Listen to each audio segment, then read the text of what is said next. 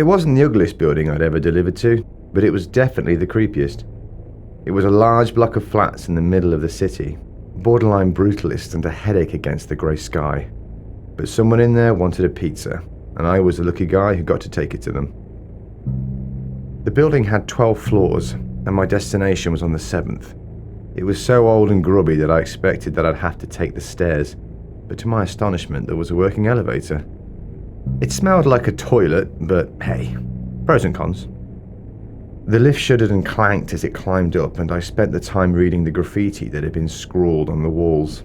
Tags, penises, phone numbers, all the classics. Near the door, someone had scribbled, 13. Don't let him know you know. Was it a song lyric, perhaps? Not one that I knew, anyway.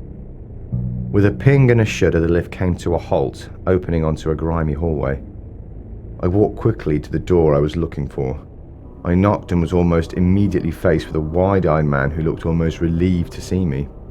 Munchies, I guessed. He virtually threw the money at me, then disappeared back inside, already pulling at the lid of the box. I shrugged it off and was about to return the way I'd come, when suddenly the man yanked the door back open and stared at me. "Watch out, mate," he said, his eyes boring into mine. "We'll ever do one." Then he was gone for the second time. I wish I could say that he was the weirdest person I'd ever met on this job, but that wouldn't even be close to true. I chuckled to myself and moved back down the hall towards the elevator. I pressed call and waited, looking forward to getting out of there. I wasn't sure which was worse, the look of the place or the smell. At that moment, the lift doors opened and I saw the light inside was flickering eerily. Great. I stepped in, pushed ground and leant back against the handrail. After a moment, I realized the elevator was going up instead of down. I was annoyed, but not initially concerned. Someone on a higher floor must have called it too. We went up past 8, then 9, and 10, 11, 12. It kept going up.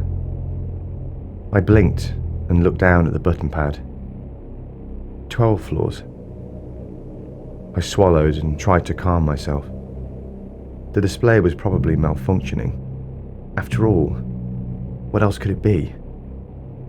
Then, with a little judder, the car came to a halt and the doors slowly opened. It was dark on the other side, but I could just make out a hallway stretching away from me. The flickering elevator lights spilled out, achieving little more than highlighting the shadows. As my eyes adjusted, I realized there were no doors lining the walls, and no windows either. But the hallway was not empty. I stepped forward a little, and at the very limits of the light that stretched out from my position, I realized that I could see feet, and above them was the barely discernible outline of a man facing away from me. Blood roared in my ears, and I found that I was shaking as I stared at the silhouette. It was all wrong. The legs and arms too long, the torso too short, the head misshapen. Then he started to turn. Shock hit me hard, cold and hot at the same time. Terror like I'd never felt before ran through me. I knew with absolute certainty that I was going to die. And then, out of the corner of my eye, I saw that writing on the wall. 13. Don't let him know you know. I jerked back against the handrail, squeezing my eyes shut. My nails were cutting into my palms and I was shaking. I heard quiet footsteps moving towards me, as if softened by carpet, then louder, as if on metal, immediately in front of me.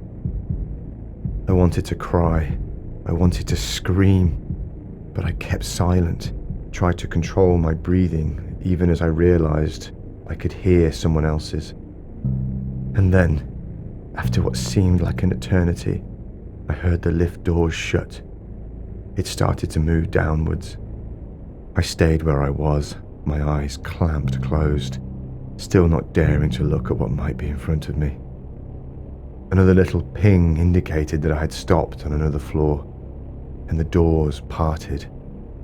For a moment there was silence, and then a voice said, "You all right, mate?" My eyes snapped open, and in front of me, standing just outside the elevator in the hallway, was my customer from the 7th floor. "I came back out to give you your tip," he explained. "I saw you was going up." He hesitated. "You okay?" I shook my head. He gave me a comforting pat on the shoulder. "Well, could have been worse, mate. You obviously did it right." "How can you live here?" I gasped. He shrugged. "Not much choice, really. It's not so bad once you know the rules." He rummaged around in his pocket and handed me a couple of coins. "For your trouble. I'd take the stairs down if I was you." I was me, so I did.